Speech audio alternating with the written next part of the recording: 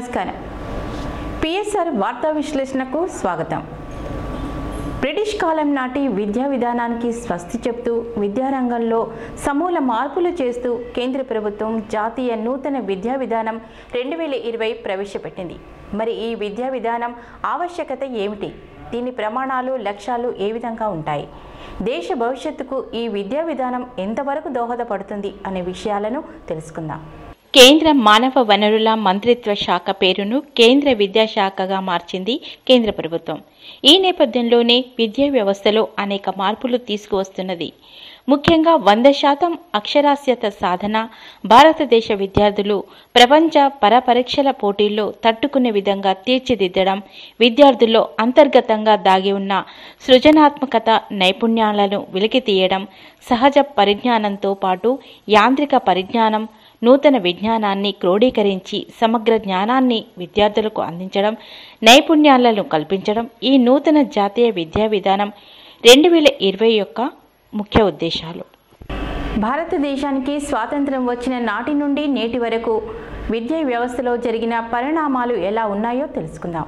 భారతదేశానికి స్వాతంత్ర్యం వచ్చిన తర్వాత ఇందిరాగాంధీ ప్రధానిగా ఉన్న సమయంలో 1968వ సంవత్సరంలో అప్పటి పరిస్థితులను బట్టి మొదటిసారి జాతీయ విద్యా విధానాన్ని తీసుకురాగా, 1986 సంవత్సరంలో రాజీవ్ గాంధీ ప్రధానిగా ఉన్న సమయంలో మరోసారి ఆయా పరిస్థితులకు అనుగుణంగా నూతన జాతీయ విద్యా విధానాన్ని తీసుకురావడం జరిగింది. ఆ తర్వాత 1992 సంవత్సరంలో నాటి ప్రధాని పివి నరసింహారావు 1986 నాటి విద్యా విధానానికి కొన్ని సవరణలు చేశారు. కాగా కేంద్రంలో బీజేపీ ప్రభుత్వం వచ్చాక 2016వ సంవత్సరంలో టిఎస్ఆర్ సుబ్రహ్మణ్యం కమిటీని ఏర్పాటు చేశారు. ఈ కమిటీ ముఖ్యంగా నాణ్యత విద్య, నమ్మశక్యం అయిన విద్యా విధానం, అవరోధాలు, ఆటంకాలు లేని విద్యా విధానానికి ప్రాధాన్యతనిస్తూ నివేదికను ప్రభుత్వానికి సమర్పించారు. ఆ తర్వాత 2019వ సంవత్సరంలో కేంద్ర ప్రభుత్వం ఇస్రో మాజీ చైర్మన్ కస్తూరి రంగన్ కమిటీని ఏర్పాటు చేయగా, సుబ్రహ్మణ్యం కమిటీ నివేదికకు ప్రతిపాదికగా సమగ్ర విశ్లేషణ చేసి తుది నివేదికను ప్రభుత్వానికి అందజేసింది. ఈ సమగ్ర నివేదిక ఆధారంగా జాతీయ నూతన విద్యా విధానం 2020ని 34 సంవత్సరాల తర్వాత కేంద్ర ప్రభుత్వం తీసుకొచ్చింది. ఈ విద్యా విధానం ఇప్పటి వరకు ఉన్న బ్రిటిష్ విధానం నుండి అమెరికా విద్యా విధానానికి మార్పుకు దోహదపడుతుంది. మరి ఈ ఎన్ఈపీ 2020 లక్ష్యం, ఉద్దేశం ఏమిటో చూద్దాం. ఈ నూతన జాతీయ విద్యా విధానం యొక్క లక్ష్యం, ముఖ్య ఉద్దేశాలు ఏంటంటే, అందరికీ విద్య అందుబాటులోకి తీసుకురావడం, విద్య అందరికీ సౌకర్యంగా, సౌలభ్యంగా ఉండే విధంగా చూడడం, జవాబుదారీతనం, సమానత్వం, పారదర్శకత కలిగి ఉండడం, నాణ్యమైన విద్యను అందించడం ముఖ్య ఉద్దేశం. ఈ జాతీయ నూతన విద్యా విధానంలో చేసిన 3 ముఖ్య మార్పులు ఏవో తెలుసుకుందాం. ఈ జాతీయ నూతన విద్యా విధానంలో 3 ముఖ్య మార్పులు జరిగాయి. ప్రపంచ స్థాయి విద్యను అందిపుచ్చుకోవడం ఎందుకు, గతం కంటే బడ్జెట్ను పెంపుకోవడం, కేంద్ర మానవ వనరుల మంత్రిత్వ శాఖ పేరును కేంద్ర విద్యాశాఖగా మార్పు చేయడం. పాఠశాల విద్యకు సంబంధించి ఈ విద్యా విధానం ఎలా ఉండబోతుందో చూద్దాం. పాఠశాల విద్యా విధానానికి వస్తే, ప్రస్తుత విద్యా విధానం 10+2 అంటే 6 సంవత్సరాల నుండి 14 సంవత్సరాల వయసు వారికి 12 సంవత్సరాలు ఉచిత నిర్బంధ విద్య అమలు చేయాల్సి ఉండగా, నూతన జాతీయ విద్యా విధానంలో 5+3+3+4 అంటే 3 సంవత్సరాల నుండి 18 సంవత్సరాల వరకు 15 సంవత్సరాల పాటు ఉచిత నిర్బంధ విద్య అమలు చేయాల్సి ఉంటుంది. 2030 సంవత్సరం నాటికి ప్రపంచ దేశాలు 100% అక్షరాస్యత సాధించే దిశగా ప్రయత్నిస్తున్న తరుణంలో భారతదేశం ఇందులో భాగస్వామి కావాలనేది ప్రధాన ఉద్దేశం. అంతేకాకుండా నైపుణ్య ప్రమాణాలతో కూడిన విద్యతో పాటు వృత్తి విద్యా విధానానికి ప్రాధాన్యత, విద్యార్థులకు పౌష్టిక ఆహారం అందించడం, 3, 5, 8 తరగతులకు సరళీకృత పరీక్షల విధానం, మాతృభాషకు ఇందులో ప్రాధాన్యత ఇవ్వడం. మరి ఉన్నత విద్యా విధానం ఎలా ఉంటుందో తెలుసుకుందాం. ఈ విద్యా విధానంలో సబ్జెక్టుల మార్పిడిలో విద్యార్థికి పూర్తి స్వేచ్ఛ ఉంటుంది. కోర్సు మధ్యలో అంతరాయం కలిగితే తిరిగి అవకాశాన్ని బట్టి కోర్సు పూర్తి చేసే అవకాశం ఉన్నది. కాలేజీ లేదా యూనివర్సిటీ కోర్సు మధ్యలో మార్చుకునే వెసులుబాటు ఇందులో కలదు. వివిధ రకాల ఎంట్రన్స్ దీంట్లో ఉండవు. ఒకే రకమైన పరీక్షా విధానం ఉంటుంది. కేంద్ర ప్రభుత్వం తీసుకువచ్చిన ఈ నూతన జాతీయ విద్యా విధానం 2020కి సంబంధించిన మరిన్ని విషయాలను హైదరాబాద్ అన్నమాచార్య ఇంజనీరింగ్ కళాశాల professor doctor K Sundar Kumar గారి మాటల్లో తెలుసుకుందాం.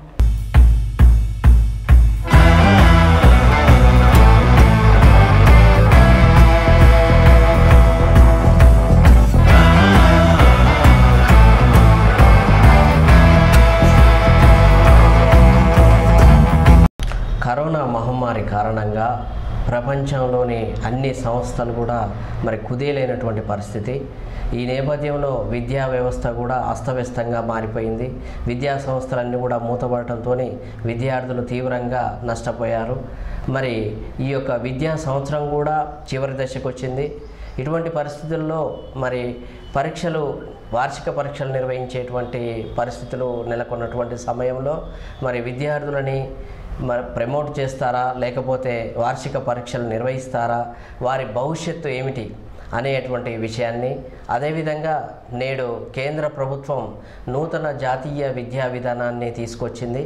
ఆ విద్యా విధానం ఎలా ఉండబోతుంది, దాని యొక్క స్థితిగతులు ఏమిటి అనేటువంటి విషయాన్ని మనం ఇప్పుడు తెలుసుకుందాము. మన వద్ద ఇప్పుడు అన్నమాచార్య ఇంజనీరింగ్ కళాశాల ప్రొఫెసర్ డాక్టర్ కొల్లి సుందర్ కుమార్ గారు ఉన్నారు. వారిని ఈ విద్యకు సంబంధించినటువంటి పలు విషయాలని అడిగి తెలుసుకుందాం. నమస్కారం సార్. నమస్తే సార్. ఇప్పుడు కరోనా కారణంగా విద్యా వ్యవస్థలన్నీ కూడా మూతపడ్డవి ఇన్ని రోజులు. అయితే వార్షిక పరీక్షలు నిర్వహించేటువంటి సమయం ఆసన్నమైంది. ఇటువంటి పరిస్థితుల్లో ప్రత్యేక తరగతులు ఇప్పటి వరకు నిర్వహించకపోవటం కారణంగా విద్యార్థులకు ఆ తరగతుల పట్ల ఎటువంటి అవగాహన లేదు కదా. అయితే ఇటువంటి పరిస్థితుల్లో విద్యార్థులని ప్రమోట్ చేసేటువంటి అవకాశం ఉంటుందా, లేదా తప్పకుండా తరగతులు నిర్వహించలేదు కాబట్టి ఆన్లైన్ తరగతుల్లో కూడా 100% తరగతులకు విద్యార్థులు హాజరు కాలేదనేది కూడా మనకు తెలుస్తున్నది. ఈ నేపథ్యంలో విద్యార్థుల్ని ప్రమోట్ చేసే అవకాశం ఉంటుందా, లేదా పరీక్షలు తప్పకుండా నిర్వహించాల్సినటువంటి పరిస్థితి ఉంటుందా? ప్రభుత్వం ఏం చేయబోతుంది? ఒక విద్యావేత్తగా మీరు ఈ విషయం మీద ఏమంటారు? కరోనా పాండమిక్ సిచ్యువేషన్లో మన దేశం మొత్తం కూడా ఈ సిచ్యువేషన్లో ఉంటా ఉంది. ఈ అకాడమిక్ ఇయర్ సంబంధించినటువంటి 2020-21 సంబంధించినటువంటి అన్ని విద్యా వ్యవస్థలు, పాఠశాలలు, యూనివర్సిటీకి సంబంధించినటువంటి కళాశాలలు అన్నిటికీ కూడా ఆన్లైన్ విద్యా విధానం అనేది కొనసాగుతూ ఉంటుంది. ఈ ఆన్లైన్ విద్యా విధానం వల్ల కొంతమంది ఉన్నత వర్గానికి చెందినటువంటి వ్యక్తులు మాత్రమే ఇది యాక్సెస్గా ఉంటా ఉంది. గ్రామీణ స్థాయికి చెందినటువంటి ప్రజలు, విద్యార్థులు, రూరల్కి సంబంధించినటువంటి విద్యార్థులకి వాళ్ళకి నెట్వర్క్ ఫెసిలిటీస్ లేకపోవటం వల్ల ఈ ఆన్లైన్ క్లాసెస్ అందుబాటులో లేకుండా ఉంటా ఉంది. ఈ ఆన్లైన్ క్లాసెస్ వల్ల విన్నటువంటి విద్యార్థులు కూడా సబ్జెక్టుకు సంబంధించినటువంటి సరైనటువంటి పరిజ్ఞానము లేకపోవటము, వాళ్ళకి ఒక్కొక్క టాపిక్ సంబంధించినటువంటి ఇంటర్లింక్ అనేది ఇవ్వకపోవటం వల్ల ఆ విద్యార్థి పూర్తి సమాచారాన్ని ఒక లెసన్కి సంబంధించినటువంటి పాఠ్య ప్రణాళికకు సంబంధించినటువంటి పూర్తి అంశాన్ని అతను చూడలేకపోతా ఉన్నాడు. కాబట్టి ఈ యొక్క సిచ్యువేషన్లో HRD already human resource development మనకి హెచ్ఆర్డి మినిస్ట్రీ కూడా మనకు కొన్ని గైడ్లైన్స్ని కూడా ఇవ్వటం జరిగింది. ఎవరైతే 8th నుంచి ఇంటర్మీడియట్ వరకు ఎవరైతే పిల్లలు ఉంటారో వాళ్ళు ఏమైనా డౌట్స్ ఉన్నట్టయితే వాళ్ళు దగ్గర ఉన్నటువంటి స్కూల్స్కి వెళ్ళి వాళ్ళ డౌట్స్ని క్లారిఫై చేసుకునే విధంగా ఒక గైడ్లైన్స్ని కూడా ఇవ్వటం జరిగింది. ఉన్నత విద్యకు సంబంధించినటువంటి అన్ని యూనివర్సిటీస్ కూడా ఎగ్జామ్స్ని సెకండ్ ఇయర్స్కి ప్రమోట్ చేయడం జరిగింది. ప్రీవియస్ ఉన్నటువంటి సెమిస్టర్స్ కూడా వాటిని క్లియర్ చేసుకునే అవకాశం అనేది యూజీసీ వెసులుబాటు అనేది కలిగించింది. ఈ యొక్క ఉంటున్నటువంటి ఈ యొక్క సిచ్యువేషన్లో 120 దినాలు అనేది మనకి ఖచ్చితంగా మినిమం ఒక పాఠశాలలో ఒక విద్యార్థి 120 రోజులు పాఠశాలలో గడపవలసినటువంటి దాన్ని బేస్ చేసుకొని వాళ్ళకి నెక్స్ట్ ఇయర్ ప్రమోట్ చేసే అవకాశం అనేది కల్పిస్తూ ఉంటుంది. దీనికి మరి ఇప్పటివరకైతే మనకి చాలా నెలలు గడిచిపోయింది. ముందున్నటువంటి నెలలో మరి ఇది కొనసాగించినట్టయితే వాళ్ళు నెక్స్ట్ మరి తరగతులకి ప్రమోట్ చేసే అవకాశం అనేది మరి ఉంటా ఉంది.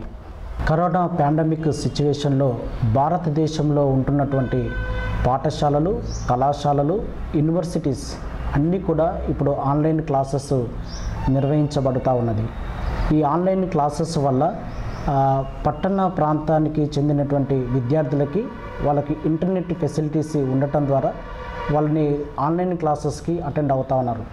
గ్రామీణ స్థాయికి చెందినటువంటి విద్యార్థులు ఈ యొక్క ఆన్లైన్ క్లాసెస్ వాళ్ళకి ఇంటర్నెట్ ఫెసిలిటీస్ లేకపోవటం వల్ల, వాళ్ళకు మొబైల్స్ అందుబాటులో లేకపోవటం ద్వారా వాళ్ళు ఆన్లైన్ క్లాసెస్కి అటెండ్ కాలేక వాళ్ళు సబ్జెక్టు ఇంతకుముందుకు తరగతికి సంబంధించినటువంటి అంశాలను కూడా మర్చిపోయే అవకాశం అనేది ఉంటా ఉంది.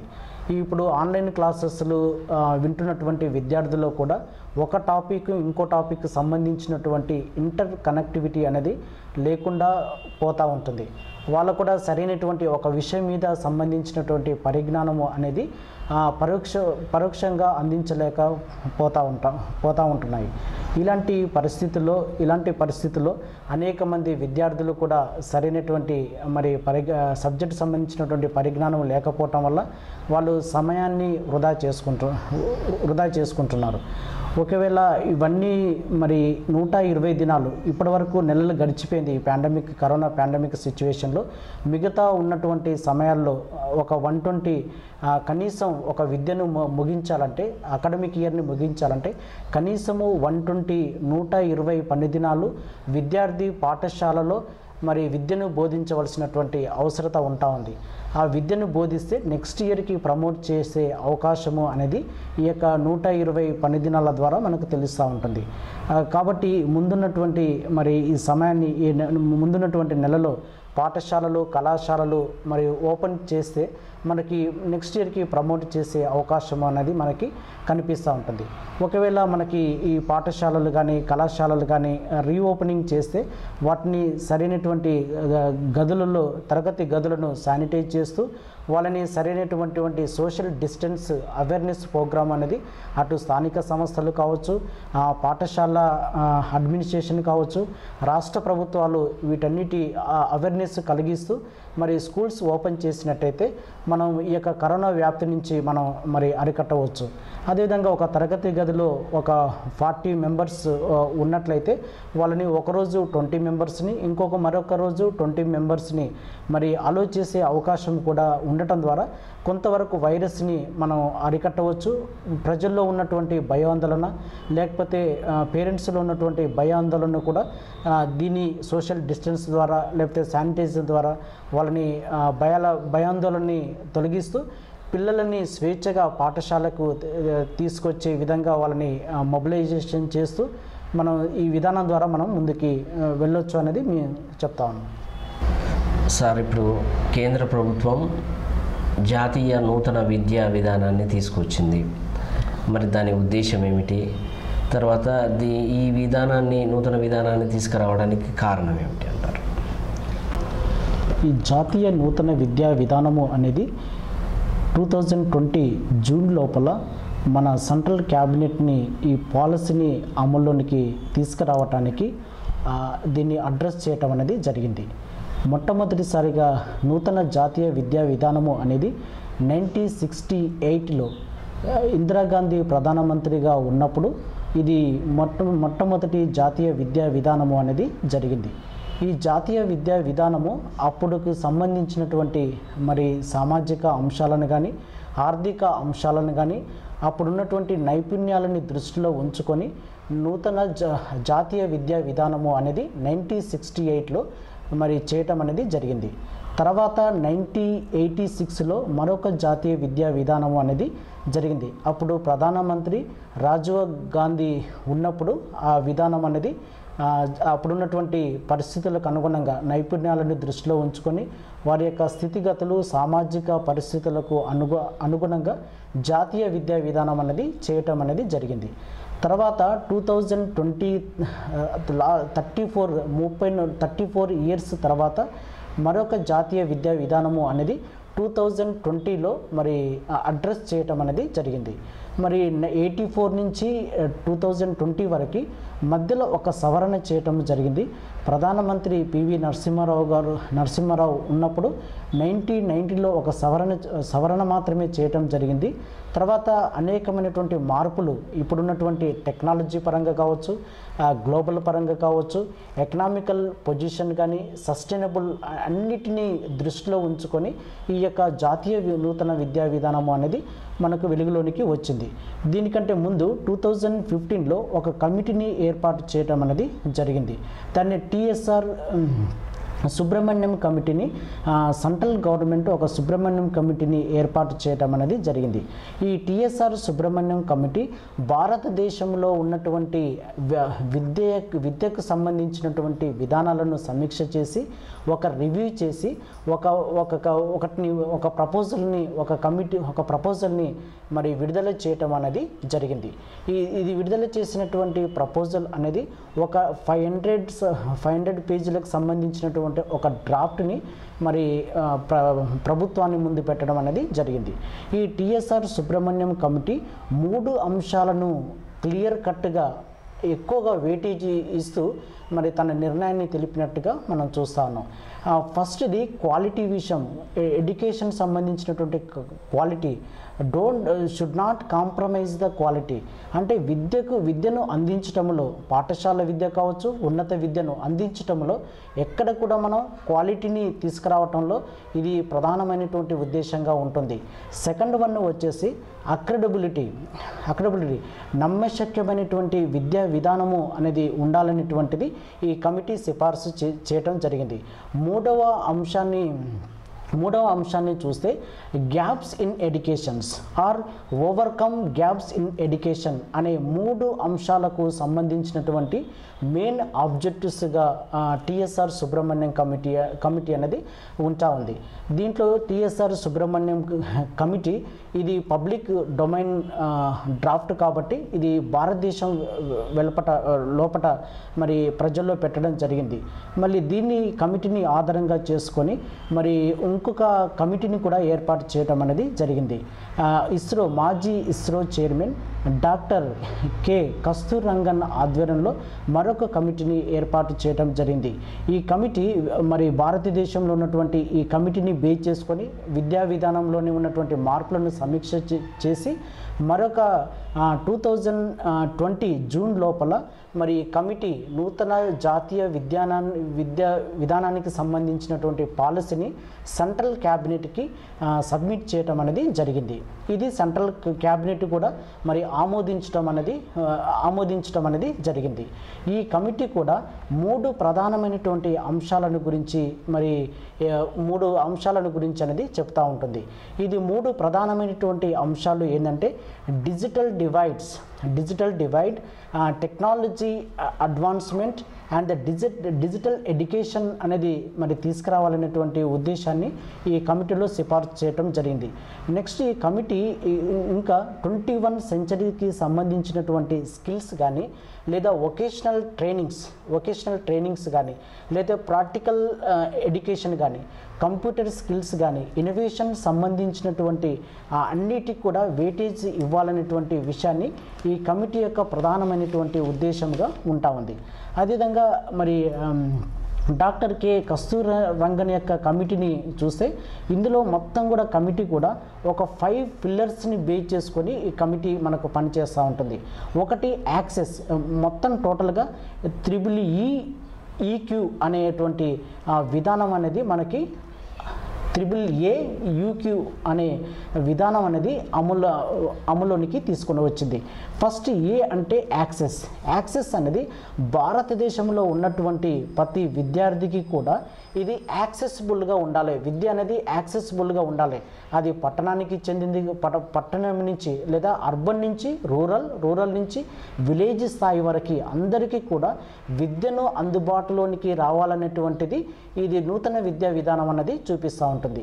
సెకండ్ అంశము అఫోర్డబిలిటీ, అంటే సౌకర్యవంతంగా ప్రతి విద్యార్థికి సౌకర్యవంతంగా ఉండాలనేటువంటిది ఈ కమిటీ సూచించడం జరిగింది. అకౌంటబిలిటీ, అంటే పాఠశాలలో చదువుతున్నటువంటి ఉపాధ్యాయునికి లేదా విద్యార్థినికి ఇద్దరికి కూడా అకౌంటబిలిటీ అనేది ఉండాలనేటువంటి విషయం అనేది ఇది సూచిస్తూ ఉంటుంది. ఈక్వాలిటీ, అంటే భారతదేశంలో ఉన్నటువంటి ధనిక వర్గానికి కాదు, అటు పేద వర్గానికి కాదు, విద్య అనేది అందరికీ అందుబాటులో ఉండాలనేటువంటిది, ఈక్వాలిటీ ఉండాలనేటువంటి విషయాన్ని అనేది చెప్తూ ఉంటుంది. నెక్స్ట్ లాస్ట్ ఫిఫ్త్ అంశం ఏంటంటే క్వాలిటీ, నాణ్యమైనటువంటి విద్యను అందించడంలో మాత్రము ఈ should not compromise quality education అనేటువంటి విషయాన్ని ఈ కమిటీ ముందుకు తీసుకువెళ్ళటం అనేది జరిగింది. ఈ నూతన విద్యా విధానము అనేది 2 ఫేజెస్లోనికి తీసుకురావాలనేటువంటి విషయాన్ని వీళ్ళు అడ్రస్ చేయటం అనేది జరిగింది. మొట్టమొదటిది అనేది ప్రాథమిక విద్యను 2021 to 2022లో అందుబాటులో తీసుకురావాలనేటువంటిది ఈ కమిటీ సూచించడం అనేది జరిగింది. ఉన్నత విద్యకు సంబంధించినటువంటి విధానము 2022 to 2023కి అడ్రస్ చేసే విధంగా ఇది చెప్పటం అనేది జరిగింది. ఇందులో నూతన విద్యా విధానంలో 3 మేజర్ ఆబ్జెక్టివ్స్గా మనకి కనిపిస్తూ ఉంటుంది.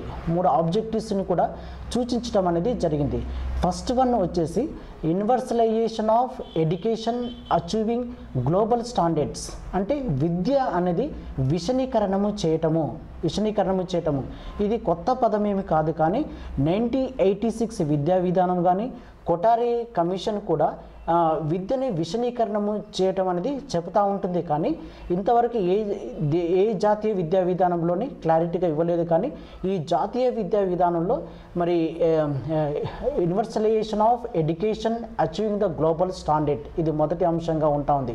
రెండవ ఆబ్జెక్టివ్స్ ఏంటంటే GDP, గ్రాస్ డొమెస్టిక్ ప్రొడక్ట్. మనకు ప్రతి సంవత్సరం కూడా విద్యకు సంబంధించినటువంటి బడ్జెట్ని మనం 1.6 మాత్రమే బడ్జెట్ విద్యకు కేటాయించే వాళ్ళము.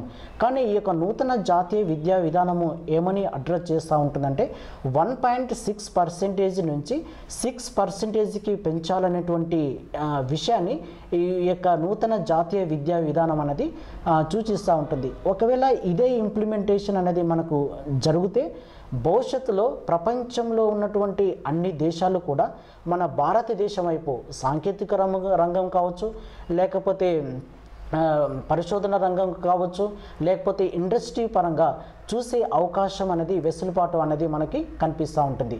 మూడవ ఆబ్జెక్టివ్ సంబంధించినటువంటి విషయం ఏంటంటే HRD, ఇప్పుడున్నటువంటి హ్యూమన్ రిసోర్స్ డెవలప్మెంట్ అనేది మినిస్ట్రీ అనేది ఎడ్యుకేషన్ మినిస్ట్రీగా మారబోతూ ఉంటుంది. అంటే ఈ విధానం అనేది ఇంతకు ముందుకి 1985 రాజీవ్ గాంధీ ప్రధానమంత్రిగా ఉన్నప్పుడు ఈ HRD మినిస్ట్రీని విద్యా మంత్రిత్వ శాఖగా పిలిచేవారు. ఇప్పుడున్నటువంటి హ్యూమన్ రిసోర్స్ డెవలప్మెంట్ మినిస్ట్రీ అనేది ఎడ్యుకేషన్ మినిస్ట్రీగా పిలువబడబోతుంది. కేంద్ర ప్రభుత్వం తీసుకొచ్చిన నూతన జాతీయ విధానంలో ఇప్పుడు మనకు ఇన్ని రోజులుగా నడుస్తున్నటువంటి విధానానికి తర్వాత మన కొత్తగా తీసుకొచ్చినటువంటి జాతీయ విధానానికి మధ్య గల తేడా ఏమిటంటారు? ఓకే, ప్రస్తుతం ఉన్నటువంటి విద్య అనేది 10+2 అనే విద్యా విధానము అనేది అమల్లోనే ఉంటుంది. ఇప్పుడు నూతన జాతీయ విద్యా విధానము అనేది ఒక అకాడమిక్ స్ట్రక్చర్ని ప్రపోజ్ చేయడం అనేది జరిగింది. అది 5+3+3+4గా ఉంటా ఉంది. ఇందులో 5 years అనేది ఫండమెంటల్ కోర్సుగా పరిగణిస్తూ ఉంటారు. ఇందులో 3 సంవత్సరములు ప్రీ ప్రైమరీతో పాటు గ్రేడ్ 1, గ్రేడ్ 2గా ఉంటుంది. ఇందులో 3 సంవత్సరములు ప్రిపరేటరీ పీరియడ్గా వ్యవహరించడం అనేది జరుగుతూ ఉంటుంది. ఇందులో గ్రేడ్ 3, గ్రేడ్ 4, గ్రేడ్ 5 ఉంటాయి. తర్వాత 3 సంవత్సరములు మిడిల్ స్టేజ్గా పిలుస్తారు. ఇందులో గ్రేడ్ 6, గ్రేడ్ 7 అండ్ గ్రేడ్ 8 ఉంటాయి. గ్రేడ్ 9 నుంచి గ్రేడ్ 12 వరకు 2 నుంచి 4 ఇయర్స్ వరకు హై స్టేజ్గా అభివర్ణిస్తూ ఉంటారు. అంటే ఈ యొక్క నూతన జాతీయ విద్యా విధానము అనేది 15 ఇయర్స్ ఉచిత నిర్బంధిత విద్య అనేది అమలు కాబోతూ ఉంటుంది. ఈ అంశాన్ని గురించి ఆర్టీఈ అనేది కూడా రైట్ టు ఎడ్యుకేషన్ కూడా ఏమి చెప్తా ఉంటుందంటే 6 ఇయర్స్ నుంచి 14 ఇయర్స్ వరకు కూడా ఉచిత నిర్బంధిత విద్య అనేది free and compulsory education provide చేయాలనేటువంటి విషయం అనేది ఆర్టీఐ రైట్ టు ఎడ్యుకేషన్ అనేది చెప్తా ఉంటుంది. అదేవిధంగా ఇప్పుడున్నటువంటి విద్యా విధానము అనేది 3 సంవత్సరముల నుంచి 18 సంవత్సరముల వరకు ఉచిత నిర్బంధిత విద్యను అమల్లోనికి తీసుకురావాలనేటువంటి విషయాన్ని ఈ యొక్క నూతన జాతీయ విద్యా విధానము అడ్రస్ చేస్తూ ఉంటుంది. ఎందుకు ఇది అడ్రస్ చేస్తూ ఉంటుంది అంటే 2030 నాటికి మనకి సస్టైనబుల్ డెవలప్మెంట్ గోల్ అనేది మనకి ఉంటా ఉంది. అంటే 2030 వరకు ప్రపంచ దేశాలన్నీ కూడా 100% అక్షరాస్యతను సాధించాలనేటువంటి కాన్సెప్ట్ తోటి మన భారతదేశం కూడా 2030 వరకు అందరూ అక్షరాస్యతను సాధించాలనేటువంటి ఉద్దేశంతో 3 సంవత్సరాల నుంచి 18 సంవత్సరాల వరకు ఉచిత నిర్బంధిత విద్యను అమలులోనికి కాబోతా ఉంటుంది. దీంట్లో ప్రాథమిక విద్యకు సంబంధించినటువంటి విషయాన్ని మనం చూస్తే ఫస్ట్ 5 ఇయర్స్కి సంబంధించినటువంటి విద్య అనేది గ్లోబల్ స్టాండర్డ్స్ని అచీవ్ చేసే విధంగా ఇందులో ఉండాలి. మన భారతదేశంలో అనేకమైనటువంటి ఒక రిపోర్ట్ ఉంటుంది, అసర్ రిపోర్ట్ అనేది మనకి ఉంటుంది. ఈ రిపోర్టు ప్రకారము ప్రాథమిక పాఠశాలలో ఉన్నటువంటి లేదా పాఠశాలలో ఉన్నటువంటి పిల్లలకి బేసిక్ న్యూమరస్ స్కిల్ లేనటువంటి విషయాన్ని ప్రతి సంవత్సరం కూడా ఇది రిపోర్ట్స్ చెప్తా ఉంటుంది. అదేవిధంగా పాఠశాలలో చదివే విద్యార్థులకి ఆపరేషన్ మ్యాథమెటిక్స్ సంబంధించినటువంటి స్కిల్స్ లేవనేటువంటి విషయాన్ని అసర్ రిపోర్టు చెప్తా ఉంటుంది. వీటన్నిటికీ ఫుల్ స్టాప్ పెట్టే విధంగా పాఠశాలలో చదువుతున్నటువంటి విద్యార్థులకి వారికి ఎంటర్టైన్మెంట్ చేసే విధంగా పాఠాంశాలు బోధించాలి, అంటే ప్రాక్టికల్ నాలెడ్జ్ని కలిగించాలనేటువంటి విధానాన్ని ఈ విద్యా విధానము అనేది చూపిస్తూ ఉంటుంది. అదేవిధంగా 6th నుంచి 8th క్లాస్ వరకు ఖచ్చితంగా వొకేషనల్ ట్రైనింగ్స్ని ఇంట్రడ్యూస్ చేయాలనేటువంటి విషయాన్ని నూతన జాతీయ విద్యా విధానం అనేది మనకి చూపిస్తూ ఉంటుంది. ఫర్ ఎగ్జాంపుల్ మన ఇంజనీరింగ్ గ్రాడ్యుయేట్స్ని మనం తీసుకుంటే 70% ఆఫ్ ఇంజనీరింగ్ గ్రాడ్యుయేట్ స్టూడెంట్స్ స్కిల్లెస్గా ఉంటా ఉన్నారు అండ్ స్కిల్లెస్ తోటి వాళ్ళు ఉంటా ఉన్నారు. అందుకనే ఈ యొక్క జాతీయ విద్యా విధానంలో అనేది 6th నుంచి 6వ తరగతి నుంచే వాళ్ళకి కంప్యూటర్ కోడింగ్ స్కిల్స్ సంబంధించినటువంటి విషయాన్ని, అదేవిధంగా వొకేషనల్ ట్రైనింగ్స్ కానీ లేకపోతే స్కిల్స్ సంబంధించినటువంటి నైపుణ్యాలను అందించాలనేటువంటి విషయం అనేది ఈ జాతీయ విద్యా విధానం అనేది చెప్తా ఉంటుంది. ఎగ్జాంపుల్ ఉదాహరణకి చైనా దేశంలో మనం చూసుకుంటే వాళ్ళకు 6వ తరగతి నుంచే కంప్యూటర్ కోడింగ్ సిస్టమ్ అనేది అందుబాటులోనికి మనం చూస్తూ ఉంటాం. కాబట్టి మనకి వొకేషనల్ ఎడ్యుకేషన్ అనేది ప్రాక్టికల్ నాలెడ్జ్ పైన దృష్టి పెట్టాలనేటువంటి విషయం అనేది నూతన జాతీయ విద్యా విధానం అనేది చూపిస్తూ ఉంటుంది.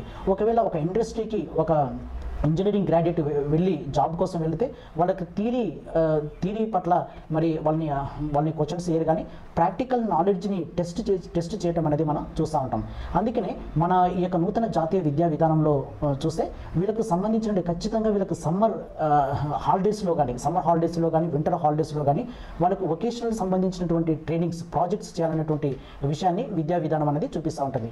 అభివృద్ధి చెందినటువంటి దేశాలు ఉత్తర కొరియా కానీ జపాన్ చెందినటువంటి దేశాల్లో మనం చూస్తూ ఉంటే వాళ్ళకు వొకేషనల్ ఎడ్యుకేషన్ విత్ ఇంటర్న్షిప్ అనేది ఇంప్లిమెంటేషన్లోనికి వాళ్ళ విద్యా విధానం అనేది ఉంటా ఉంది. అందుకనే మన నూతన జాతీయ విద్యా విధానము అనేది 6 నుంచి 8 తరగతులకు చెందినటువంటి విద్యార్థులు ప్రతి 10 డేస్ ఎవ్రీ ఇయర్ ఒక 10 డేస్ ఒక 10 రోజులు పుస్తకాలు లేకుండా వాళ్ళు పాఠశాలకు వెళ్ళాలనేటువంటి విషయం అనేది జాతీయ విద్యా విధానం అనేది చూపిస్తూ ఉంటుంది. అదేవిధంగా మధ్యాహ్న భోజన పథకానికి సంబంధించినటువంటి విషయాన్ని మనం చూస్తూ ఉంటే న్యూట్రిషన్తో కూడినటువంటి మధ్యాహ్న భోజన పథకం ఉండాలనేటువంటిది ఈ కమిటీ మరి నూతన జాతీయ విద్యా విధానం అనేది చూపిస్తూ ఉంటుంది. మనకి స్కూల్ ఎడ్యుకేషన్ సైడ్ మనకి ప్రోగ్రెస్ కార్డు మనకి ఇచ్చేవారు. ఈ ప్రోగ్రెస్ కార్డు కాకుండా కాంప్రహెన్సివ్ ప్రోగ్రెస్ కార్డు అనేది ఈ నూతన జాతీయ విద్యా విధానము ఇవ్వాలనేటువంటి విషయాన్ని చూపిస్తూ ఉంటుంది. అది ఎలా ఉంటుంది అంటే అకాడమిక్ యాక్టివిటీతో పాటు ప్రాక్టికల్ నాలెడ్జ్తో పాటు కోకరికులం యాక్టివిటీ అనేది మూడింటిని కూడా ఈక్వల్గా ఇన్పుట్ చేసే విధంగా ఈ ప్రైమరీ ఎడ్యుకేషన్ పాఠశాల విద్య ఉండాలనేటువంటిది ఈ నూతన జాతీయ విద్యా విధానం అనేది చూపిస్తూ ఉంటుంది. సరే, ఇప్పుడు నూతన విద్యా విధానంలో ఉపాధ్యాయుల పాత్ర ఏంది, వారి యొక్క విధి విధానాలు ఎలా ఉంటున్నాయి? ఓకే సార్, ఇప్పుడున్నటువంటి జాతీయ నూతన విద్యా విధానంలో ఉపాధ్యాయుల యొక్క పాత్ర చాలా కీలకంగా మారబోతూ ఉంటుంది. ఎందుకంటే గతంలో ఉన్నటువంటి విద్యా విధానము అనేది ఒక 4 గోడలకు మాత్రమే పరిమితమై ఉండేది. కానీ ఇప్పుడున్నటువంటి నూతన విద్యా విధానము అనేది అకాడమిక్ యాక్టివిటీస్తో పాటు వారికి ప్రాక్టికల్ సంబంధించినటువంటి నాలెడ్జ్ని కో కరికులం యాక్టివిటీస్ అనేది అందించవలసినటువంటి బాధ్యత ప్రతి ఉపాధ్యాయుని మీద ఉంటా ఉంది. ఒకప్పుడు ఉపాధ్యాయుడు క్లాస్కి వెళ్ళి అతను ఒక విషయం మీద పరిజ్ఞానం మీద మరి అతను ఎక్స్ప్లెయిన్ చేసేవాడు. కానీ ఇప్పుడున్నటువంటి విద్యా విధానం అనేది ప్రయోగపూర్వకమైనటువంటి విద్యా విధానము ఉండాలనేటువంటి విషయం అనేది ఈ యొక్క నూతన విద్యా విధానం అనేది చూపిస్తూ ఉంటుంది.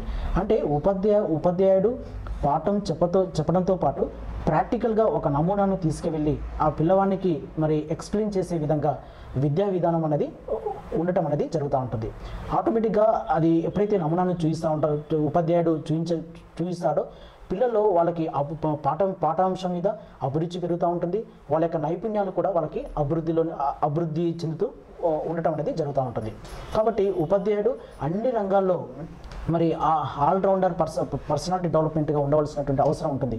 అంటే విద్యను అందించడంతో పాటు వాళ్ళకి క్రీడలకు సంబంధించినటువంటి మరి ఆటల ద్వారా కానీ లేకపోతే మరి కొన్ని సంస్కృతికి సంబంధించినటువంటి కార్యక్రమాలు కానీ లేకపోతే కొన్ని ఫీల్డ్ ట్రిప్స్ కానీ లేదా కొన్ని ప్రాజెక్ట్స్ చేయించవలసినటువంటి అవసరం అనేది ఈ జాతీయ విద్యా విధానంలో మనకి కనిపిస్తూ ఉంటుంది. ఈ యొక్క మరి జాతీయ విద్యా విధానంలో టీచర్స్ సంబంధించినటువంటి ట్రైనింగ్స్ కూడా మరి మారబోతూ ఉంటున్నది. ఫర్ ఎగ్జాంపుల్ ఒకప్పుడు ఇంటర్మీడియట్ చదివినటువంటి వ్యక్తి ఒకవేళ బీఎడ్ చేయాలనుకుంటే వాళ్ళకి ఇంటిగ్రేటెడ్ బీఎడ్ అంటే 4 సంవత్సరాలతో కూడినటువంటి ఇంటిగ్రేటెడ్ బీఎడ్ అనేది అమల్లోనికి రాబోతూ ఉంటుంది. ఒకవేళ డిగ్రీ చదివినటువంటి వ్యక్తి బీఎడ్ చేయాలని అనుకుంటే వాళ్ళకు 1 year 2 years ఎలిజిబిలిటీ బీఎడ్ అనేది మనకి కనిపించబోతూ ఉంటుంది. అదేవిధంగా ఒక post graduation with BEd post graduation చేసినటువంటి వ్యక్తి అతనికి 1 year మాత్రమే బీఎడ్ ఎలిజిబిలిటీగా మరి పరిగణించడం అనేది జరుగుతూ ఉంటుంది. అంటే ప్రస్తుతం ఉన్నటువంటి బీఎడ్ అనేది 1 సంవత్సరం నుంచి 2 సంవత్సరాలకు ప్రమోట్ చేయడం అనేది జరిగింది. ఒకవేళ మరి 2030 నాటికి అంటే మనకు ఒక గోల్ కనిపిస్తూ ఉంటుంది. సస్టైనబుల్ డెవలప్మెంట్ గోల్ అంటే సుస్థిరాభివృద్ధి గోల్ అంటే 2030 నాటికి మన అక్షరాస్యతను సాధించాలనేటువంటి ఒక కాన్సెప్ట్ అనేది మన జాతీయ విద్యా విధానంలో మనకి కనిపిస్తూ ఉంటుంది. ఒకవేళ 2030లో టీచర్ ఉద్యోగ ఎంపికల విషయానికి వస్తే ఇంటిగ్రేటెడ్ బీఎడ్ చేసిన వాళ్ళకి ఎక్కువ అవకాశాలు ఉండే అవకాశం ఉంటా ఉంది. ఎందుకంటే వీళ్ళకి అంటే దీని ద్వారా ఇంటిగ్రేటెడ్ బీఎడ్ చేసినటువంటి టీచర్స్ని తీసుకోవడం వల్ల గవర్నమెంట్ స్కూల్స్ అనేవి స్ట్రెంథెన్ కావటం అనేది జరుగుతూ ఉంటుంది. ఎందుకంటే వీరు అకాడమిక్ యాక్టివిటీస్తో పాటు కరికులం యాక్టివిటీస్ కూడా నేర్చుకుంటారు. అదేవిధంగా ప్రాక్టికల్ నాలెడ్జ్ని కూడా వీళ్ళు పొందడం ద్వారా స్కూల్స్ స్ట్రెంథెన్ పెరుగుతూ ఉంటుంది. అదేవిధంగా స్కూల్స్ యొక్క మరి ఉపాధ్యాయుల యొక్క పాత్ర అనేది పెరుగుతూ ఉంటుంది. అదేవిధంగా ఉపాధ్యాయులకు కూడా ఉద్యోగ భద్రత అనేది కల్పించబడుతుంది. ఈ జాతీయ నూతన విద్యా విధానంలో ఉన్నత విద్యా రంగం సంబంధించి ఆ ఉన్నత విద్య ఏ విధంగా ఉండబోతుందంటారు? ఓకే సార్, ఈ నూతన విద్యా విధానానికి సంబంధించినటువంటి హైయర్ ఎడ్యుకేషన్ విభాగం అనేది చాలా విప్లవాత్మకమైనటువంటి మార్పులు కలగబోతూ ఉంటున్నది. దీంట్లో చాలా అంశాలని క్రోడీకరించడం అనేది జరిగింది. ఇందులో మొదటి అంశంగా మల్టీ డిసిప్లినరీ అప్రోచ్ అనేది మనకి కనిపిస్తూ ఉంటుంది. ఫర్ ఎగ్జాంపుల్ ఒక బీకామ్ చదివినటువంటి విద్యార్థికి అతనికి కామర్స్ పైన లేకపోతే అకౌంట్స్ పైన పరిజ్ఞానం అనేది కలిగి ఉంటుంది. కానీ ఇతను బీజెడ్స్ చదివినటువంటి వ్యక్తికి బాటనీ, జువాలజీ, కెమిస్ట్రీ అనేది అవగాహన ఉంటా ఉంది. ఎంపీసీ మ్యాథ్స్, ఫిజిక్స్, కెమిస్ట్రీగా తీసుకుంటాడు. ఒకవేళ మ్యాథ్స్ చదివినటువంటి విద్యార్థి ఒకవేళ అతనికి జాగ్రఫీ మీద ఐడియా ఉన్నట్టయితే అతను మ్యాథ్స్, జాగ్రఫీ, సోషాలజీ అనే సబ్జెక్టులను ఎంచుకునే వెసులుబాటు అనేది కనిపించడం అనేది జరుగుతూ ఉంటుంది. అదేవిధంగా మరి సైన్స్ సంబంధించినటువంటి ఒకవేళ బిఏ చదివినటువంటి విద్యార్థి అతనికి సైన్స్ పట్ల చిన్ననాటి నుంచే కొంత ఇంట్రెస్ట్ ఉన్నట్టయితే అతను botany, zoology, BA political science తీసుకునే అవకాశం అనేది జాతీయ విద్యా విధానంలో కనిపిస్తూ ఉంటుంది. అదేవిధంగా రెండవ అంశాన్ని మనం చూస్తూ ఉంటే గ్రాడ్యుయేషన్ లోపల ఎంట్రీ అండ్ ఎగ్జిస్ట్ అనేది 2 పదాలు మనకి కనిపించడం అనేది జరుగుతూ ఉంటుంది. అంటే ఒక గ్రాడ్యుయేషన్ చదివినటువంటి ఒక కాలేజీలో గ్రాడ్యుయేషన్ చదివినటువంటి ఒక విద్యార్థి మరి ఫస్ట్ ఇయర్ అయిపోయిన తర్వాత మళ్ళీ వెళ్ళిపోయి కొన్ని సంవత్సరాల తర్వాత వచ్చి మళ్ళీ ఎంట్రీ అయ్యే అవకాశం అనేది జాతీయ విద్యా విధానంలో మనకి కనిపిస్తూ ఉంటుంది. అదేవిధంగా 1 ఇయర్కి సంబంధించినటువంటి ఒక డిప్లొమా కోర్సుగా కూడా ఇస్తూ ఉంటారు. లేదా ఆ కోర్సుకు సంబంధించినటువంటి ఎప్పుడైతే అన్ని క్రెడిట్స్ని కంప్లీట్ చేస్తూ ఉంటాడో అప్పుడు పూర్తిగా మనకి డిగ్రీ సర్టిఫికెట్ రావటం అనేది జరుగుతూ ఉంటుంది. అంటే ఈ గ్రాడ్యుయేషన్ లోపల ఎంట్రీ అనేది ఉంటుంది, వాళ్ళు ఎంట్రీ కావచ్చు, నెక్స్ట్ కొన్ని సంవత్సరంలో మధ్యలో మానివేసి మరలా వచ్చి ఆ కోర్సుని కంప్లీట్ చేసుకునే వెసులుబాటు అనేది ఈ విద్యా విధానంలో మనకి కనిపిస్తూ ఉంటుంది. మూడవ అంశాన్ని మనం గమనిస్తే పోస్ట్ గ్రాడ్యుయేషన్కి సంబంధించినటువంటి విద్యను చూస్తే మనకి పోస్ట్ గ్రాడ్యుయేషన్ 2 సంవత్సరాలుగా ఉంటా ఉంది. ఒకవేళ 2 సంవత్సరాలకు సంబంధించినటువంటి క్రెడిట్స్ని 1.5 ఇయర్స్లోనే కంప్లీట్ చేయవచ్చు. కంప్లీట్ చేస్తే వాళ్ళకి డిగ్రీ ఇవ్వటం అనేది జరుగుతూ ఉంటుంది. అంటే ఇది ఫ్లెక్సిబిలిటీ కరికులం అనేది ఉంటా ఉంది, లేదా కరికులంతో కూడినటువంటి ఫ్లెక్సిబిలిటీ అనేది హైయర్ ఎడ్యుకేషన్లో మనకి కనిపిస్తూ ఉంటుంది. ఇంకా 4వ అంశాన్ని మనం చూస్తే భారతదేశం లోపల మరి నేషనల్ టెస్టింగ్ ఏజెన్సీ అనేది ఏర్పాటు కాబోతూ ఉంటుంది.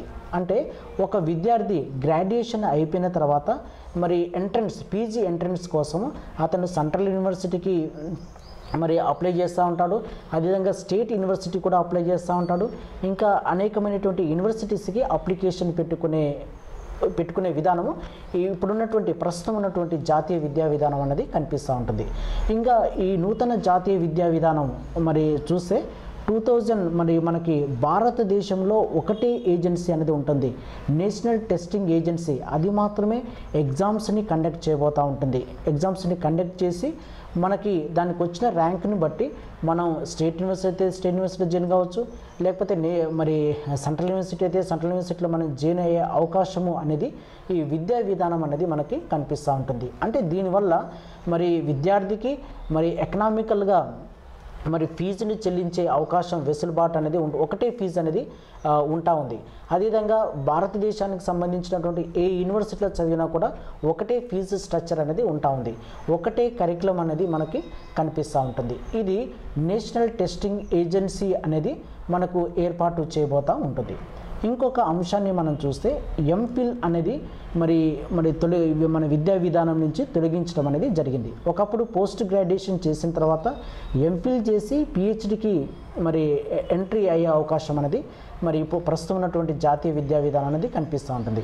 రాబోయే జాతీయ విద్యా విధానంలో మాత్రం ఎంఫిల్ అనేది ఉండదు. ఎంఫిల్ అనేది ఎక్కడ ఉందంటే బ్రిటిష్ విద్యా విధానంలో మనకి కనిపిస్తూ ఉంటుంది. అంటే టోటల్గా మన విద్యా విధానము అనేది బ్రిటిష్ విద్యా విధానం నుంచి మరి అమెరికా విద్యా విధానం వైపు వెళ్ళేటట్టు ఈ జాతీయ విద్యా విధానం అనేది ముందడుగు వేస్తూ ఉంటుంది. ఇంకొకటి అంశాన్ని ఇదన్నీ కూడా మరి ఎవ్రీ ఇయర్ అఫిలియేషన్ సంబంధించినటువంటి విషయానికి మనం చూస్తే ఎవ్రీ కాలేజ్ అంటే యూనివర్సిటీకి సంబంధించినటువంటి అన్ని కాలేజెస్ కూడా ప్రతి సంవత్సరం కూడా అఫిలియేషన్కి అప్లై చేసుకుంటారు. అఫిలియేషన్ అప్లై చేసుకున్నప్పుడు యూనివర్సిటీ వాళ్ళు వచ్చి అన్ని ల్యాబ్స్ కానీ టీచర్స్ ఫెసిలిటీస్ కానీ అన్నీ కూడా మరి దాన్ని చూడటం అనేది జరుగుతూ ఉంటుంది. ఈ నూతన జాతీయ విద్యా విధానంలో మనకి ఎప్పుడు కూడా అఫిలియేషన్ అనేది ఉండదు. ఎందుకంటే ఇది అఫిలియేషన్ అనేది ఒకటేసారి మన కాలేజెస్ కానీ లేకపోతే యూనివర్సిటీస్ కానీ అన్నీ కూడా అటానమస్గా మారే అవకాశం అనేది మనకి కనిపిస్తూ ఉంటుంది. అటానమస్ కాలేజెస్గా మారే అవకాశం అనేది మనకి విద్యా విధానంలో మనకి కనిపిస్తూ ఉంటుంది. అఫిలియేషన్కి సంబంధించినటువంటి మరి చూస్తే ప్రతి యూనివర్సిటీకి సంబంధించినటువంటి college every year university affiliation కోసం అనేది వెళ్తూ ఉంటుంది. కానీ ఈ యొక్క నూతన జాతీయ విద్యా విధానంలో చూస్తే ప్రతి కాలేజీ కూడా అటానమస్గా మారిపోయే అవకాశం అనేది నూతన జాతీయ విద్యా విధానంలో మనకి కనిపిస్తూ ఉంటుంది. మరి ఇంకొక అంశాన్ని మనం చూస్తే అకాడమిక్ బ్యాంక్ ఆఫ్ క్రెడిట్స్ అనేది నూతన జాతీయ విద్యా విధానంలో మనకి కనిపిస్తూ ఉంటుంది. అకాడమిక్ బ్యాంక్ ఆఫ్ క్రెడిట్స్ అంటే ఒక విద్యార్థికి సంబంధించినటువంటి ఎన్ని ప్రాథమిక విద్య నుంచి పోస్ట్ గ్రాడ్యుయేషన్ విద్య వరకు ఆ విద్యార్థికి సంబంధించినటువంటి కంప్లీట్ డేటాను భారతదేశ ప్రభుత్వము లేదా ఎడ్యుకేషన్ మినిస్ట్రీ అనేది తయారు చేయబోతూ ఉంటుంది.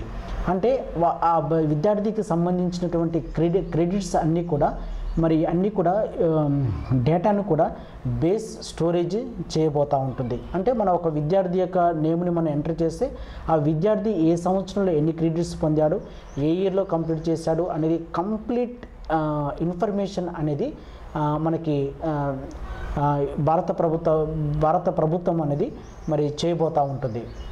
ఇంకొక అంశానికి మనం చూస్తూ ఉంటే ప్రస్తుతము మనకు హైయర్ ఎడ్యుకేషన్లో యూనివర్సిటీస్ని కాలేజెస్ని మానిటరింగ్ చేయడానికి మన భారతదేశం లోపల ఒక యూజీసీ అనేది మనకి కనిపిస్తూ ఉంటుంది, యూనివర్సిటీ గ్రాండ్ కమిషన్. ఈ యూనివర్సిటీ గ్రాండ్ కమిషన్ ప్రస్తుతము యూనివర్సిటీ గ్రాండ్ కమిషన్గా ఉంది. రాబోయే దినాల్లో నూతన జాతీయ విద్యా విధానం ప్రకారము ఇది హెచ్ఈఐసిగా మారబోతూ ఉంటుంది. హెచ్ఈఐసి అంటే హయ్యర్ ఎడ్యుకేషన్ కమిషన్ ఆఫ్ ఇండియాగా మారబోతూ ఉంటుంది. ఇంతకుముందు యూజీసీ అనేది ఒక్కటే ఉండేది, కానీ హెచ్ఈఐసిగా మారి దానికి ఒక 4 డిపార్ట్మెంట్స్, 4 వింగ్స్ను లేదా 4 ఆర్గాన్స్ని ఏర్పాటు చేయటం అనేది జరిగింది. అందులో మొట్టమొదటిది అనేది national higher education regulatory council అనేది ఏర్పాటు కాబోతూ ఉంటుంది. ఇది మొట్టమొదటి national higher education regulatory council అనేది కంప్లీట్గా హయ్యర్ ఎడ్యుకేషన్ సంబంధించినటువంటి రూల్స్ కానీ లేకపోతే దానికి సంబంధించినటువంటి రెగ్యులేషన్స్ కానీ ఇది హైయర్ ఎడ్యుకేషన్ పరంగా ఇది చేస్తూ ఉంటుంది. రెండవ వింగ్ని మనం చూస్తూ ఉంటే నేషనల్ న్యాక్ అనేది ప్రస్తుతం ఉన్నటువంటి national assessment of accreditation of the council అనేది ఇది న్యాక్గా మారబోతూ ఉంటుంది, ఎన్ఏసిగా మారబోతూ ఉంటుంది. అంటే న్యాక్లో ఉన్నటువంటి అసెస్మెంట్ అనే పదం అనేది తొలగించబడుతూ ఉంటుంది. దీంట్లో ఓన్లీ న్యాక్గా మాత్రమే ఉంటుంది. ఈ న్యాక్ అనేది ప్రస్తుతం బెంగళూరు కేంద్రంగా మనకు పనిచేస్తూ ఉంటుంది. ఇందులో ఉన్నటువంటి అసెస్మెంట్ పదాన్ని తొలగించబడి ఎన్ఏసిగా మరి పరిగణించడం అనేది జరుగుతుంది. దీని యొక్క ప్రధానమైనటువంటి ముఖ్య ఉద్దేశం ఏంటంటే ఇటు కాలేజెస్ కానీ యూనివర్సిటీలో ఉన్నటువంటి ఏ విధంగా నామ్స్ని మరి ఇంప్లిమెంటేషన్ చేస్తూ ఉంటుంది, వాళ్ళకి ఎలా ర్యాంకింగ్ ఇవ్వాలనేటువంటి విషయాన్ని, మరి గుడ్ గవర్నర్స్ పరిపాలన ఎలా సాగించాలనేటువంటి విషయము అనేది ఇది న్యాక్ అనేది మరి దాని మీద యూనివర్సిటీస్ కావచ్చు కాలేజెస్ మీద ఇది ప్రభావితం అనేది చూపిస్తూ ఉంటుంది. ఇంకొక మూడవ అంశం ఏంటంటే national higher education grant council ఏర్పాటు కాబోతూ ఉంది. ఈ గ్రాంట్ అనే పదాన్ని మనకు వచ్చింది కాబట్టి grant means in the funding అనేది అంటే యూనివర్సిటీస్ కావచ్చు కాలేజెస్ కావచ్చు ఫండింగ్కి సంబంధించినటువంటి సూపర్విజన్ అనేది ఈ యొక్క వింగ్ అనేది పనిచేస్తూ ఉంటుంది. అదే national higher education grant councils. Okay, last wing అనేది లేదా లాస్ట్ ఆర్గాన్ ఏంటంటే జనరల్ ఎడ్యుకేషన్ కౌన్సిల్ అనేది జీఈసీగా మనం పరిగణించడం అనేది జరుగుతుంది. ఈ విద్యా విధానంలో త్రిభాషా సూత్రం ఎలా అమలు కాబోతుందంటారు? ఓకే సార్, త్రిభాషా సూత్రము అనేది మొదటి 3 సంవత్సరాల నుంచి 8వ సంవత్సరం లోపల విద్యార్థికి 3 భాషలు మాట్లాడటము వినడం అనేది నేర్పించడం అనేది జరుగుతూ ఉంటుంది. తర్వాత దశలో ఒక భాషను మొత్తం చదవటం రాయడం నేర్చుకుంటాడు.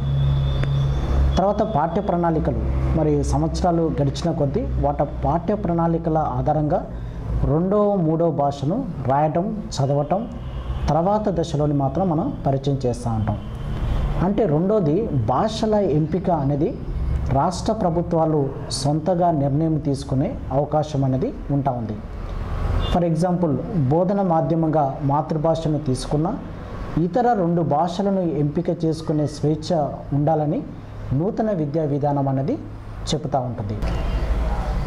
సార్, ఇప్పుడు కేంద్ర ప్రభుత్వం తీసుకొచ్చినటువంటి ఈ నూతన జాతీయ విద్యా విధానంలో రాష్ట్ర ప్రభుత్వం పాత్ర ఏ విధంగా ఉండబోతుంది? ఓకే సార్, రాష్ట్ర ప్రభుత్వాల యొక్క నిర్ణయం అనేది మరి ఈ యొక్క కేంద్ర ప్రభుత్వం అమలు చేయబోతున్నటువంటి నూతన జాతీయ విద్యా విధానము అనేది కేంద్ర స్థాయిలో ఒక కమిటీ మానిటరింగ్ చేయబోతూ ఉంది. అదేవిధంగా రాష్ట్రానికి సంబంధించినటువంటి ఒక కమిటీని ఏర్పాటు చేస్తూ ఉంది. అదే స్కూల్ ఆఫ్ అథారిటీగా ఉండబోతూ ఉంటుంది. అంటే మన రాష్ట్ర స్థాయిలో అనేకమైనటువంటి వింగ్స్ ఉన్నాయి. ఇప్పుడు ఇంటర్మీడియట్కి ఒక బోర్డు ఉంది, నెక్స్ట్ 10th క్లాస్ ఎడ్యుకేషన్ సంబంధించింది, లేదా టెక్నికల్ సంబంధించినటువంటి ఎడ్యుకేషన్, ఇవన్నీ కూడా ఉన్నాయి. వీటన్నిటిని కూడా ఒక గొడుగు కిందికి తీసుకురావడానికి స్కూల్ ఆఫ్ అథారిటీ అనేది రెగ్యులేటరీ కమిటీ అనేది ఏర్పాటు కాబోతూ ఉంటుంది. అంటే భాష విషయంలో కూడా మనం చూసాం, భాష విషయంలో కూడా నిర్ణయం తీసుకున్నటువంటి అవకాశాన్ని రాష్ట్ర ప్రభుత్వాలకి కల్పించడం అనేది జరిగింది. ఆల్రెడీ మనం కోర్సెస్ చూసాం, కోర్సెస్ కానీ ఇంతకుముందుకి మన ఎగ్జామ్స్ కండక్ట్ చేసే విషయాల్లో చూస్తే రాష్ట్రాలకు ఒక యూనివర్సిటీకి ఒక్కొక్క విధంగా ఎగ్జామ్ కండక్ట్ చేసేవాళ్ళు. కానీ ఇప్పుడు టోటల్గా ఒక కామన్ ఎంట్రన్స్ టెస్ట్ అనేది కండక్ట్ చేస్తూ ఉన్నారు. అంటే కొంతవరకు రాష్ట్ర ప్రభుత్వాలు కూడా కేంద్ర ప్రభుత్వాలు కూడా ఏకీభవిస్తూ ఇప్పుడు మన మెడికల్ ఎగ్జామ్ కానీ లేదా ఇంజనీరింగ్ ఎగ్జామ్స్ కానీ ఇప్పుడు మొత్తం కూడా మనకి జేఈ కానీ అలాంటి ఎగ్జామ్స్ కూడా నేషనల్ వైడ్గా మనకి కండక్ట్ చేయబోతూ ఉంటుంది. అంటే దీనికి అంతా కూడా ఫండింగ్ అనేది మనకి సమస్యగా మారబోతూ ఉంటుంది. ఎలా కేంద్ర ప్రభుత్వాలు రాష్ట్ర ప్రభుత్వాలకి మరి ఎలాంటి ప్రయారిటీ ఇవ్వబోతూ ఉన్నాయి, మరి యూనివర్సిటీస్కి మరి ఎలా ప్రోత్సహించబోతూ ఉంటుంది అనేది మనం చూడాల్సినటువంటి విషయం. ఈ నూతన విద్యా విధానంలో విద్యార్థులకు కలిగేటువంటి లాభాలు ఏమిటి, నష్టాలు ఏమిటి చెప్పండి. జాతీయ విద్యా విధానానికి సంబంధించినటువంటి లాభాల విషయంలో మనం చూస్తే ఈ స్కూల్ ఎడ్యుకేషన్లో అనేకమైనటువంటి ఫ్లెక్సిబిలిటీ మనకు కనిపిస్తూ ఉంటుంది. అంటే ఒకప్పుడున్నటువంటి మన విద్యా విధానము అనేది బ్రిటిష్కి సంబంధించినటువంటి విద్యా విధానాన్ని మనం మరి ఫాలో అయినట్టుగా మనం చూస్తాం. ఇప్పుడు అనేకమైనటువంటి అమెరికా విద్యా విధానం వైపుకు మనం వెళ్ళబోతూ ఉన్నాం. అంటే మనకు స్కూల్ ఎడ్యుకేషన్ స్థాయిలో మనకి ఇంతకుముందుకి ఫౌండేషన్ కోర్స్ అనేది మనకు లేకుండా ఉండేది. ఎందుకంటే 5 ఇయర్స్ నుంచి మనం స్కూల్కి పంపించేవారిగా ఉంటా ఉన్నాం. దానివల్ల చాలామంది మరి పేరెంట్స్ వాళ్ళు మూడో సంవత్సరం నుంచే వేరే స్కూల్స్కి, ప్రైవేట్ స్కూల్స్కి నర్సరీ అని, ఎల్కేజీ అని, యూకేజీ అని మరి పంపించేవాళ్ళు. ఇప్పుడు దీని విధానం ద్వారా ఫౌండేషన్ కోర్సు స్టార్ట్ చేయడం ద్వారా మరి పిల్లవాళ్ళందరూ కూడా గవర్నమెంట్ స్కూల్స్కి వెళ్ళే అవకాశం అనేది, వెళ్ళే వెసులుబాటు అనేది జాతీయ విద్యా విధానంలో మనకి కనిపిస్తూ ఉంటుంది. దాని ఫలితంగా మరి గవర్నమెంట్ స్కూల్స్ కూడా స్ట్రెంత్ కాబోతూ ఉంటున్నాయి. ఇంకొక విషయానికి మనం వస్తే 6th క్లాస్ నుంచే వొకేషనల్ కోర్సుగా ఇంట్రడ్యూస్ చేయబోతూ ఉంటుంది. ఎందుకంటే ఆ పిల్లవానికి ఎంటర్టైన్మెంట్ అంటే ప్రయోగం పైన ఆ యొక్క వయసులో ప్రయోగం చేసే దృష్టి సారించే వయసు అనేది ఆ సంవత్సరంలో మనకి కనిపిస్తూ ఉంటుంది. కాబట్టి వాళ్ళకి కరికులం యాక్టివిటీ అనేది ఇంట్రడ్యూస్ చేయడం జరిగింది. కో కరికులం యాక్టివిటీ అంటే విద్యతో పాటు మరి కొన్ని స్కూల్స్ని మనం చూసాం, విద్యతో పాటు ఓన్లీ విద్యనే వాళ్ళకి చెప్తా ఉన్నారు, కానీ కో కరికులం యాక్టివిటీ అనేది ఇవ్వట్లేదు. అంటే దీనికి సంబంధించినటువంటి విద్యా విధానంలో చదువుతో పాటు ప్రయోగపూర్వకమైనటువంటి దృష్టి సారించడమే కాకుండా ఎంటర్టైన్మెంట్గా క్రీడలు కానీ లేకపోతే మరి సంస్కృతికి సంబంధించినటువంటి కార్యక్రమాలు కానీ లేకపోతే సామాజిక సేవ పట్ల అవగాహన కానీ ఇవన్నీ కూడా మనకు విద్యా విధానంలో మనకి కనిపిస్తూ ఉంటుంది. అదేవిధంగా హైయర్ ఎడ్యుకేషన్లో మనం కూడా చూస్తూ ఉంటే అనేకమైనటువంటి అప్రోచెస్ అనేవి మనకి కనిపిస్తూ ఉంటుంది. ఒకప్పుడు ఒక సబ్జెక్టు, ఫర్ ఎగ్జాంపుల్ అతను మ్యాథమెటిక్స్ మీద సబ్జెక్ట్ మీద పరిజ్ఞానం ఉండి అదేవిధంగా ఒక సోషాలజీ మీద అతనికి మరి సబ్జెక్ట్ చదవాలనేటువంటి మరి ఆసక్తి ఉన్నట్టయితే ఈ నూతన జాతీయ విద్యా విధానంలో మ్యాథమెటిక్స్తో పాటు సోషాలజీ కూడా తీసుకునే వెసులుబాటు అనేది ఈ విద్యా విధానంలో మాత్రం మనకు కనిపిస్తూ ఉంటుంది. అంటే మల్టీ డిసిప్లినరీ అప్రోచ్ అనేది కనిపిస్తూ ఉంటుంది. అంటే ఇప్పుడున్నటువంటి విద్యా విధానంలో మనం చూస్తే మరి డిగ్రీ బీఎస్సీ అనేది ఒక 3 ఇయర్స్ కోర్సుగా మాత్రమే ఉంటా ఉంది. మరి ఒక డిగ్రీ చదివినటువంటి వ్యక్తి ఒక ఫారెన్లో ఒక ఇండస్ట్రీకి అప్లై చేసుకోవాలంటే అతను అక్కడ ఈ గ్రాడ్యుయేషన్ అనేది అక్కడ వర్తించట్లేదు. అదే బీటెక్ చదివినటువంటి విద్యార్థి యొక్క గ్రాడ్యుయేషను 4 సంవత్సరాలుగా ఉంటా ఉంది. అతను వేరే మరి ఫారెన్ సంబంధించినటువంటి ఇండస్ట్రీలో మరి జాబ్ పొందటం అనేది జరుగుతూ ఉంటుంది. అంటే భవిష్యత్ దినాల్లో డిగ్రీ సంబంధించినటువంటి 3 సంవత్సరాల కోర్సుని 4 ఇయర్స్గా మరి చేసే అవకాశం అనేది ఉంటుంది. దాని ఫలితంగా మరి 4 ఇయర్స్ డిగ్రీ అనేది ఎక్కడ ప్రపంచంలో ఏ కంట్రీకి మరి జాబ్ కోసం వెళ్ళినా కూడా వాళ్ళకి యాక్సెసిబిలిటీగా ఉంటా ఉంది. ఈ 3 ఇయర్స్ డిగ్రీ ఉండటం వల్ల నెక్స్ట్ పోస్ట్ గ్రాడ్యుయేషన్ కూడా చేసిన తర్వాతనే ఆ విద్యార్థికి వేరే కంట్రీస్లో లేదా అడ్మిషన్ పరంగా కానీ లేకపోతే జాబ్ పరంగా కానీ వెసులుబాటు అనేది ఉంటా ఉంది. ఓకే, అదొకటి డిసిప్లిన్ అప్రోచ్ అనేది మనకి కనిపిస్తూ ఉంటుంది. ఈ యొక్క ఎంట్రన్స్ రాసే విధానంలో మనం చూస్తే టోటల్గా నేషనల్ వైడ్గా నేషనల్ ఏజెన్సీ టెస్టింగ్ అనేది రాబోతూ ఉంది. కాబట్టి ఆ విద్యార్థికి ఎకనామికల్గా కూడా ఎన్ని ఎగ్జామ్స్ అక్కడ ఎగ్జామ్స్ లేదా వేరే ప్రాంతానికి వెళ్ళి ఎగ్జామ్స్ రాయాల్సినటువంటి భయం అనేది లేదు. ఒకటే ఫీజు తోటి నేషనల్ వైడ్గా ఉన్నటువంటి అన్ని యూనివర్సిటీస్కి ఎగ్జామ్స్ని అతను రాసే వెసులుబాటు అనేది జాతీయ విద్యా విధానంలో మనకి కనిపించడం అనేది జరుగుతూ ఉంటుంది. దీంట్లో ఇంకొక విద్యా విధానం అనేది రీసెర్చ్ పరిశోధనకు సంబంధించినటువంటి ఎక్కువ అవకాశం అనేది మనకి కనిపిస్తూ ఉంటుంది. ఫర్ ఎగ్జాంపుల్ మన అనేక మంది యూరోప్కి చెందినటువంటి మరి మన దేశానికి చెందినటువంటి సైంటిస్టులు అందరూ కూడా యూరోప్ కంట్రీస్కి వెళ్ళటం అనేది జరుగుతూ ఉంటుంది.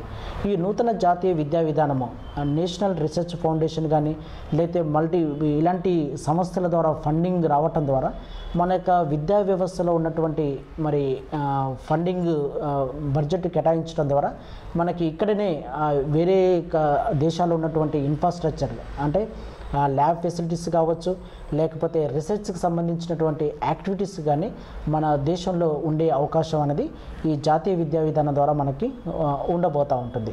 భవిష్యత్ దినాల్లో ఇవన్నీ కూడా మరి బడ్జెట్ విషయంలో మనం చూస్తూ ఉంటే 1.6 నుంచి 6% కాక బడ్జెట్ని మనం మరి ఇంక్రీజ్ చేయాలనేటువంటి కాన్సెప్ట్ అనేది ఈ జాతీయ విద్యా విధానం అనేది అడ్రస్ చేస్తుంది. ఒకవేళ ఇది ఇంప్లిమెంటేషన్ జరిగితే మనం కూడా మరి శాస్త్రీయ రంగాల్లో కావచ్చు రీసెర్చ్ పరంగా మరి అనేకమైనటువంటి దేశాలను ఆకట్టుకునే విధంగా మనం ముందుకు వెళ్ళే అవకాశం అనేది మనకి ఇందులో కనిపిస్తూ ఉంటుంది.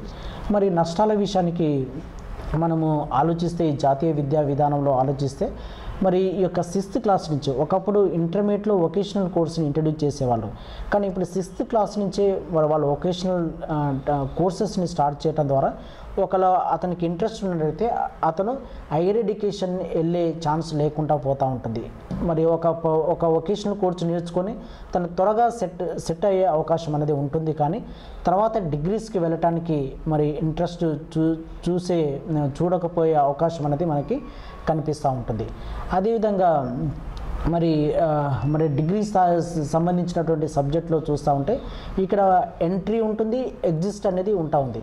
అంటే ఒక విద్యార్థి గ్రాడ్యుయేషన్ లోపల ఒక సంవత్సరంలో జాయిన్ కావచ్చు, ఒక సంవత్సరం ఆఫ్ చేసి మధ్యలో మానేసి మళ్ళీ 2వ సంవత్సరం 2 సంవత్సరాల తర్వాత మళ్ళీ వచ్చి మళ్ళీ ఆ కోర్సుని కంప్లీట్ చేసుకునే వెసులుబాటు అనేది ఈ విద్యా విధానంలో కనిపిస్తూ ఉంటుంది. అంటే పూర్తిగా విద్యార్థి మరి ఒక సంవత్సరం నేర్చుకున్నటువంటి కంటిన్యూషన్గా ఉండటం వల్ల ఆ విద్యార్థి ఆ సబ్జెక్టుకు సంబంధించినటువంటి పూర్తి నాలెడ్జ్ని మరి కనెక్టివిటీని పొందగలిగే ఛాన్స్ అనేది మరి మనకు కనిపిస్తూ ఉంటుంది.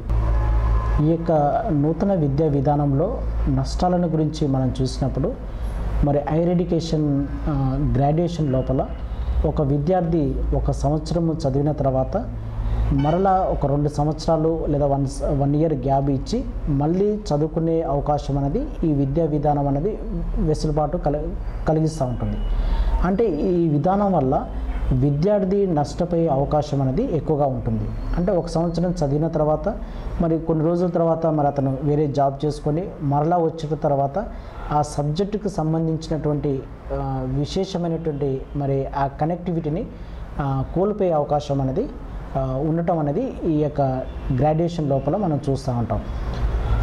ఇంకొక నష్టాన్ని మనం చూస్తూ ఉంటే ఈ ఫారెన్ యూనివర్సిటీస్ అనేవి అంటే ఉన్నత వర్గానికి చెందినటువంటి వారికి మరి విద్య అందుబాటులోనికి రాబోతూ ఉంటుంది. అంటే మరి ఆ యూనివర్సిటీస్ని ఇక్కడ ఎస్టాబ్లిష్ చేయడం ద్వారా మరి ఫారెన్ యూనివర్సిటీకి సంబంధించినటువంటి ఎంప్లాయ్మెంట్ని మాత్రమే తీసుకోగలుగుతూ ఉంటుంది. మరి ఇక్కడ ఉన్నటువంటి రాష్ట్రాలకు సంబంధించినటువంటి వాళ్ళకి ఎంప్లాయ్మెంట్ అనేది కోల్పోతూ ఉంటుంది. అదేవిధంగా మరి అంత మరి ఫీజు మరి చెల్లించడానికి కూడా మరి ధనికులు చెల్లించడానికి ఉంటా ఉంది. కానీ పేద ప్రజలకి పేద విద్యార్థులకి అందుబాటులోనికి లేకుండా ఉంటా ఉంది. నూతన జాతీయ విద్యా విధానము 2020లో నష్టాలు ఉన్నప్పటికీ ఇది అందరికీ ఆమోదయోగ్యంగా ఉన్నట్టుగా మనకు కనిపిస్తూ ఉంటుంది. అంటే అనేకమైనటువంటి ఒక 34 ఇయర్స్ తర్వాత ఒక జాతీయ విద్యా విధానంలో విప్లవాత్మకమైనటువంటి మార్పు రావటం ద్వారా అటు స్కూల్ ఎడ్యుకేషన్ కానీ హైయర్ ఎడ్యుకేషన్లో అనేకమైనటువంటి మార్పులు చోటు చేసుకోవటం జరిగింది. అంటే ప్రైమరీ స్కూల్ ఎడ్యుకేషన్లో అయితే ప్రయోగపూర్వకం వాటి మీద దృష్టి సారించడం ద్వారా అతను ఒక డిగ్రీ స్థాయికి లేదా పోస్ట్ గ్రాడ్యుయేషన్ లేదా పరిశోధన వైపుకు మళ్లించే అవకాశం అనేది కనిపిస్తూ ఉంటుంది. పరిశోధన వైపుకు మళ్లించడం ద్వారా మరి అనేకమైనటువంటి దేశాలు మన వైపు చూసే అవకాశం అనేది ఎక్కువగా మనకి కనిపిస్తూ ఉంటుంది. ఈ నూతన విద్యా విధానంలో అనేకమైన పరిశోధనకు సంబంధించినటువంటి పెద్ద మరి మోస్ట్ ప్రయారిటీగా ఇచ్చినట్టుగా మనం చూస్తూ ఉంటాం. నెక్స్ట్ బడ్జెట్కి సంబంధించినటువంటి విషయాల్లో కూడా ఎక్కువగా బడ్జెట్ని కేటాయించడం ద్వారా అన్ని గ్రాంట్స్ ఇవ్వటం ద్వారా మన దేశంలో ఉన్నటువంటి సైంటిస్టులు వేరే దేశానికి వెళ్లకుండా అదే జ్ఞానంతోటి మన భారతదేశాన్ని కాక ఇండస్ట్రీస్ని ఎస్టాబ్లిష్ చేయగలిగితే ఎంతోమందికి ఉపాధి కల్పించడంతో పాటు మరి భారతదేశం అనేది సాంకేతిక రంగంలో కానీ టెక్నాలజీ పరంగా అభివృద్ధి చెంది మరి పూర్తి అక్షరాస్యతను సాధించే దిశలోనికి వెళ్ళబోతా ఉంది. కేంద్ర ప్రభుత్వం తీసుకొచ్చినటువంటి నూతన జాతీయ విద్యా విధానానికి సంబంధించి మరి ఆ విద్యా విధానము ముందు ఏ విధంగా ఉండబోతుంది, విద్యార్థులకు ఏ విధంగా లాభం చేస్తుంది, ఇందులో ఉపాధ్యాయుల పాత్ర ఏమిటి, రాష్ట్ర ప్రభుత్వాల యొక్క పాత్ర ఏమిటి, మరి ఈ దేశానికి ఈ విద్యా విధానం ఎంతవరకు మేలు చేస్తుంది అనేటువంటి ఎన్నో అమూల్యమైనటువంటి విషయాలను మనకు అందించారు డాక్టర్ కొల్లి సుందర్ కుమార్ గారు. మరి మీ యొక్క అమూల్యమైనటువంటి సమయాన్ని మాకు వెచ్చించి మరి ఎంతో విలువైనటువంటి విషయాలని నూతన విద్యా విధానానికి సంబంధించి మాకు తెలిపారు. మీకు మా C7 న్యూస్ తరఫున కృతజ్ఞతలు. మరి మరొక కార్యక్రమంలో మళ్ళీ కలుసుకుందాం.